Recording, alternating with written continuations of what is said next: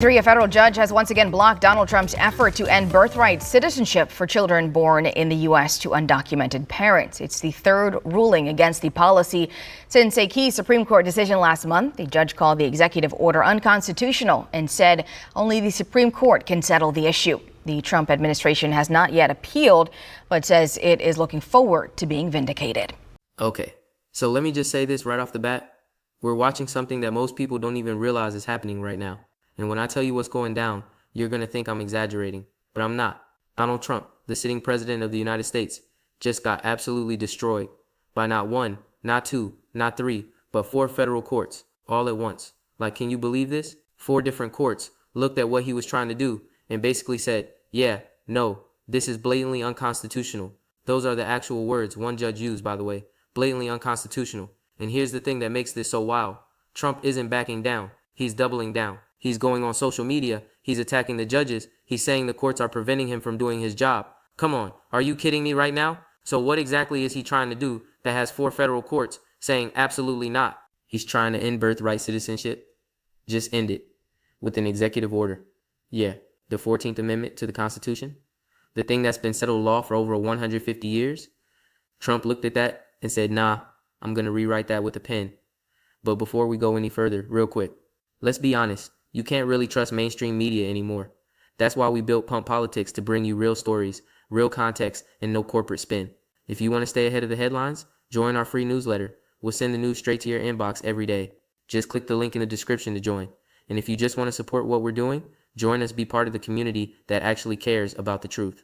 All right, let's get back to the video. A legal blow for President Trump as a federal appeals court found that his efforts to end birthright citizenship are unconstitutional. The 3-judge panel ruled 2-1 that Trump's executive order banning birthright citizenship violates the Constitution's 14th Amendment. It grants citizenship to all people born or naturalized in the U.S. The president is looking to use the ban to deny automatic citizenship to the U.S.-born children of undocumented immigrants. Now, before you think this is just some boring legal battle that doesn't matter, stop right there. This matters. This matters a lot, because what we're seeing right now is a full-on constitutional crisis brewing. We're watching the executive branch try to ignore the judiciary. We're watching a president attack judges for doing their jobs. We're watching the separation of powers. You know, that thing we all learned about in middle school civics class, getting stress tested in real time. And the courts, they're not having it. Federal judges in Washington, Maryland, Massachusetts, and New Hampshire all issued injunctions. That means they're blocking Trump's order from taking effect. They looked at his executive order and said this is patently unlawful. That's not me saying that. That's Justice Sonia Sotomayor's words. Patently unlawful. But here's where it gets even crazier. Trump's response to all this, he's claiming the courts are biased. He's saying they're preventing him from fulfilling his elected duties. Like, dude, your elected duty is to uphold the Constitution, not rewrite it because you feel like it. And his supporters? Oh man, they're eating this up. They're saying the judges are activist judges. They're saying this is the deep state trying to stop Trump from securing the border. They're framing this as Trump fighting for American citizens against an out-of-control judiciary, which, okay, let's be real here. That's not what's happening. What's happening is Trump is trying to do something that every legal scholar agrees is unconstitutional, and the courts are doing their job by stopping him. Now, I know what some of you are thinking, but wait, doesn't the president have a lot of power? Can't he control immigration? And yeah, sure, the president has broad powers on immigration, but there's a difference between setting immigration policy and literally rewriting the Constitution. The 14th Amendment says all persons born or naturalized in the United States and subject to the jurisdiction thereof are citizens of the United States. That's pretty clear. It doesn't say some persons. It doesn't say persons whose parents are citizens. It says all persons. Trump's trying to argue that subject to the jurisdiction thereof means something different than what it's always meant. He's trying to say that if your parents aren't citizens or legal residents, then you're not subject to U.S. jurisdiction, so the 14th Amendment doesn't apply to you. Which, come on, that's not how jurisdiction works. If you're born on U.S. soil, you're subject to U.S. laws, period. That's what jurisdiction means. But Trump doesn't care about 150 years of legal precedent. He doesn't care that the Supreme Court settled this question back in 1898. He's just going to try to do it anyway and see what happens. And what's happening is that courts are slapping him down hard. And here's the thing that should worry everyone, whether you love Trump or hate him. This isn't really about birthright citizenship. I mean, yeah, that's the specific issue. But the bigger picture here is about whether a president can just ignore the Constitution and the courts when they don't agree with what he wants to do, that's the real story. That's what we're actually talking about here. So buckle up, because this is going to get messy. We're going to break down exactly what's happening, why the courts are so united against Trump on this, what Trump's endgame might be, and what this means for the future. Because trust me, this is way bigger than just one executive order. All right, so let's get into the details here, because this story has layers. Like, this isn't just Trump does thing, courts say no, the end. There's so much more going on beneath the surface, and most people don't understand the full scope of what's happening. First, let's talk about what Trump actually tried to do. Back in his second term, and yeah, this is happening now, not in some hypothetical future. Trump signed an executive order that basically said, hey, if you're born in the United States, but your parents aren't citizens or legal permanent residents, you don't automatically get citizenship. Just like that. One signature, and he tried to overturn more than a century of constitutional law. Now you might be thinking, wait, can he even do that? And the answer is no, absolutely not. But that didn't stop him from trying. And here's where it gets interesting. Trump's legal team isn't stupid. They knew this would get challenged immediately. They knew courts would push back. So why do it? There are a few theories here, and honestly, they're all probably true to some degree. Theory one is that this is about his base. Trump ran on hardline immigration policies. His supporters want to see him being tough on immigration. So even if this executive order gets struck down, which it did, he can tell his base, look, I tried. I did what I promised. But these activist judges stopped me. It's political theater, basically.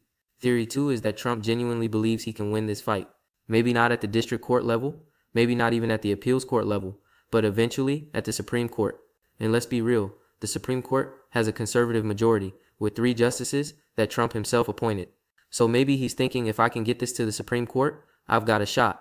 Which, okay, that's a strategy, I guess. A risky one, but a strategy. Theory 3, and this is the one that worries me the most, is that Trump is testing the limits of presidential power. He's seeing how far he can push before something breaks. He's challenging the courts, attacking judges, telling his supporters that the judiciary is corrupt and biased. And if he can successfully undermine faith in the courts, well, then he can just ignore them, right? If enough people believe the courts are illegitimate, then their rulings don't matter.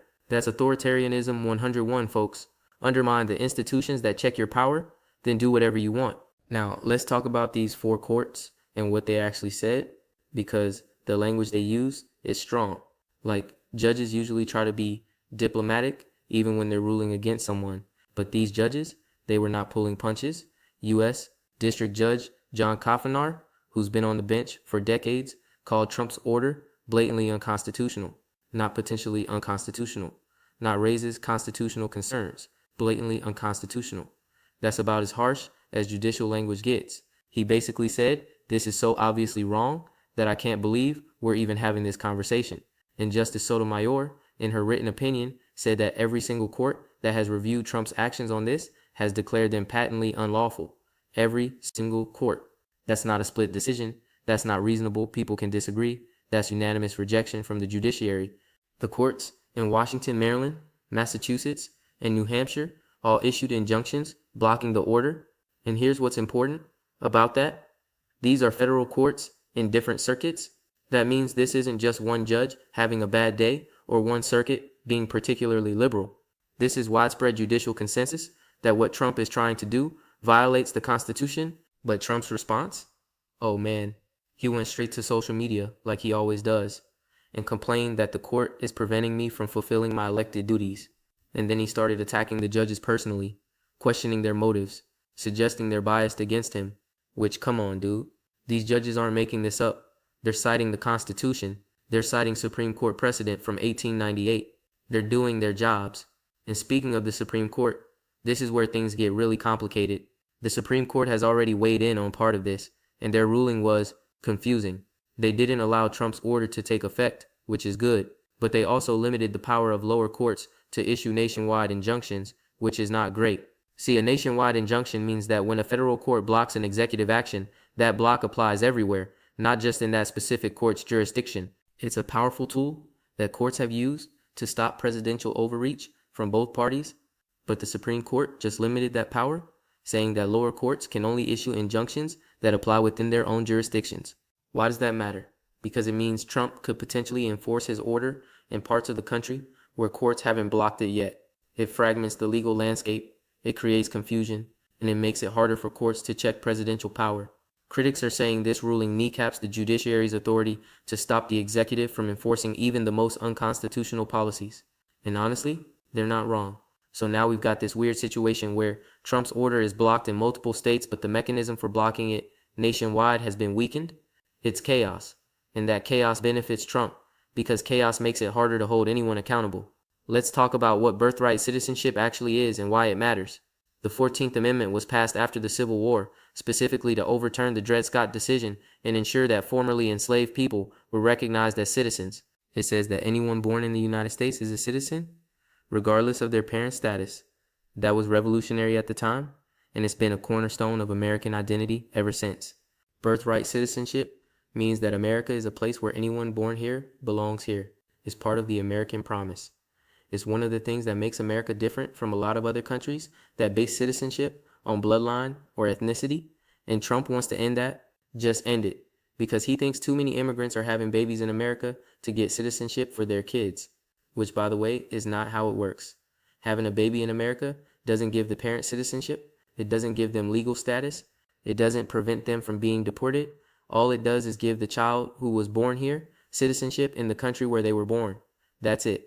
That's all it does. But Trump has spent years pushing this narrative that birthright citizenship is this huge loophole that immigrants exploit, when in reality, it's just the Constitution working as intended. And here's the thing that makes this so dangerous. If Trump can successfully reinterpret the 14th Amendment to exclude certain people born in America from citizenship, what's to stop future presidents from reinterpreting other parts of the Constitution?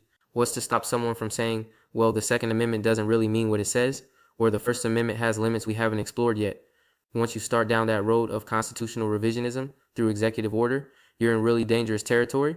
The judiciary understands this. That's why they're being so forceful in pushing back. They're not just defending birthright citizenship. They're defending the principle that the president can't unilaterally rewrite the Constitution. They're defending separation of powers. They're defending the rule of law. But Trump doesn't care. He's framing this as a battle between him and the courts, with the American people caught in the middle. He's saying, I'm trying to protect you, but these judges won't let me. And for his base, that message resonates. They see Trump as fighting for them against a system that's rigged against regular Americans, which is ironic, considering what he's actually trying to do is take away constitutional rights from babies born in America. The implications here go way beyond just immigration policy. We're talking about the fundamental structure of American government. We're talking about whether the president is bound by the Constitution or whether he can just decide what the Constitution means on any given day. We're talking about whether judges can do their jobs without being attacked and undermined by the person they're supposed to be checking. Okay, so let's break this down into what you actually need to know, because there's a lot happening here and it's easy to get lost in the legal weeds. I'm going to give you the core points, explain why they matter, and talk about what comes next. Point 1. Trump tried to end birthright citizenship with an executive order, and 4 federal courts immediately shut him down. This isn't a close call. This isn't a situation where reasonable people can disagree. Every court that has looked at this says it's unconstitutional, period. The 14th Amendment is clear. Supreme Court precedent is clear. There's no ambiguity here. Point 2. Trump is responding by attacking the courts and the judges. He's questioning their legitimacy. He's telling his supporters that the judiciary is corrupt and biased. And this is dangerous, folks, really dangerous, because when you undermine faith in the courts, you undermine one of the fundamental pillars of democracy. The courts are supposed to be a check on executive power. If people stop believing in them, that check disappears. Point 3. The Supreme Court has weakened the ability of lower courts to stop Trump. By limiting nationwide injunctions, they've made it harder for courts to effectively block unconstitutional executive actions. This benefits Trump in the short term, but it sets a precedent that could be used by future presidents from either party.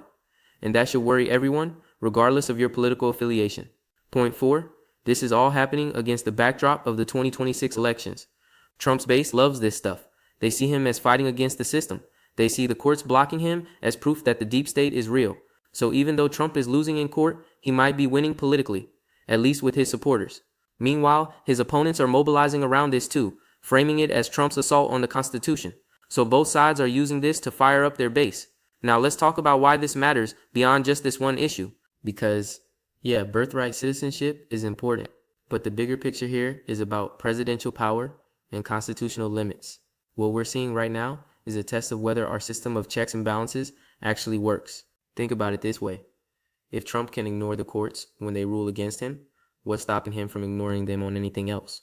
If he can attack judges and undermine their legitimacy without consequences, what prevents future presidents from doing the same? If he can try to rewrite the Constitution through executive order, even if it ultimately fails, what message does that send about the rule of law? These are not hypothetical questions. This is happening right now, and how we respond to it, how our institutions respond to it, will shape American democracy for decades to come. Let's also talk about the human impact here, because sometimes we get so caught up in the legal and political drama that we forget there are real people affected by this. If Trump's order had gone into effect, and it still might in some form, depending on how this plays out, it would have meant that babies born in America to undocumented parents or parents on temporary visas would not be citizens. They would be what exactly? Stateless? Deportable at birth? It's not clear, because Trump's order didn't think through the actual consequences. But the potential for chaos is enormous. Hospitals would have to start checking parents' immigration status before issuing birth certificates. States would have to figure out who qualifies for citizenship and who doesn't. Families would be torn apart. Kids who grew up in America, who only know America, would have no legal status here. It's a nightmare scenario. And for what? Because Trump thinks too many immigrants are having babies here? Because he wants to appear tough on immigration? The cruelty is the point, folks. That's the only explanation that makes sense. Now let's talk about what comes next, because this fight is far from over. Trump is almost certainly going to appeal these rulings. He's going to push this as far up the judicial ladder as he can. And eventually, it's probably going to end up at the Supreme Court. And that's where things get really unpredictable. The Supreme Court has a 6-3 conservative majority. 3 of those justices were appointed by Trump. And while the court hasn't been as friendly to Trump as he might have hoped, they've ruled against him on several issues. This is different. This is about immigration, which is an area where the court has historically given presidents a lot of deference. And this is about constitutional interpretation, where conservative justices might be more sympathetic to Trump's arguments. So, could Trump win at the Supreme Court? It's possible, not likely, given how clear the 14th Amendment is and how strong the precedent is, but possible. And if he does win, well, that changes everything. That would be the biggest shift in American citizenship law in over a century. It would fundamentally alter what it means to be American. On the other hand, if Trump loses at the Supreme Court, and again, that's the more likely outcome, then what?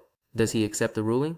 Does he try to find some other way to accomplish the same goal? Does he just keep attacking the courts until his supporters stop believing in them entirely? We don't know. But based on Trump's track record, option 3 seems most likely. And that's what makes this so scary. Honestly, it's not just about birthright citizenship. It's about whether we're going to have a functioning system of checks and balances. It's about whether courts can still constrain presidential power. It's about whether the Constitution still means something, or if it's just a piece of paper that presidents can ignore when it's inconvenient. Here's another angle that people aren't talking about enough. This whole situation is creating a precedent for how presidents interact with the judiciary. If Trump gets away with attacking judges, questioning their motives, and undermining their legitimacy without any real consequences, what's stopping the next president from doing the same thing? What's stopping any future president from just dismissing court rulings they don't like as biased or political? The relationship between the executive and judicial branches has always required a certain level of mutual respect. Presidents might disagree with court rulings, but they've historically accepted them and moved on. That norm is being shattered right now, and once that norm is gone, it's really hard to get it back. Let me also point out something that's getting lost in all of this. The judges who are blocking Trump's order, they're not all liberal judges appointed by Democratic presidents. Some of them were appointed by Republican presidents. Some of them are known conservatives. This isn't a partisan issue within the judiciary. This is judges across the political spectrum looking at Trump's order and saying, no, this is wrong. That should tell you something. When you've got judges from different backgrounds, different political philosophies, different parts of the country, all reaching the same conclusion, that's not bias. That's the law being clear. But Trump doesn't want to talk about that. He wants to make this about politics. He wants to frame it as Democrats blocking him, even though that's not what's happening. Because if he can make it political, then his supporters will side with him over the courts. And that's when things get really dangerous. Let me bring this home. What we're watching right now is a stress test of American democracy. Trump is pushing against every boundary, testing every limit, seeing how far he can go before something breaks. And so far, the courts are holding. They're doing their job. They're standing up to presidential overreach. But they can only do that if people still believe in them, if people still respect their authority. If Trump succeeds in convincing enough people that the courts are corrupt, that judges are biased, that the judiciary can't be trusted, then it doesn't matter what the courts rule. Their authority comes from public legitimacy. If that's gone, They're just people in robes writing opinions that no one follows. The historical parallels here are pretty disturbing. Throughout history, when leaders have wanted to consolidate power, one of the first things they do is attack the judiciary. They undermine public faith in courts. They stack courts with loyalists. They ignore rulings they don't like. And eventually, the courts stop being a check on executive power. That's the road we're starting down right now. Maybe we'll pull back from it. Maybe our institutions are strong enough to resist, but maybe they're not. So yeah, this is wild. 4 courts versus 1 president. The Constitution versus an executive order. The rule of law versus political ambition. And we're all watching it play out in real time. The bottom line, Trump tried to end birthright citizenship. 4 courts said no. Trump attacked the courts stood firm. And now we wait to see what happens next. But one thing's for sure, this fight is far from over, and the stakes couldn't be higher. This is the kind of story that's going to define Trump's second term. This is the kind of battle that future historians will point to when they talk about this era. And all we can do is watch, pay attention, and hope that our institutions are strong enough to withstand the pressure. Because if they're not, well, we're in for a very different America than the one we grew up in. We're in for an America where the president can just decide what the Constitution means, where courts can be ignored if they rule the wrong way, where checks and balances are just suggestions rather than requirements. And that's not the America most of us want to live in. So stay tuned, because this story is just getting started. And trust me, it's going to get a whole lot crazier before it gets better.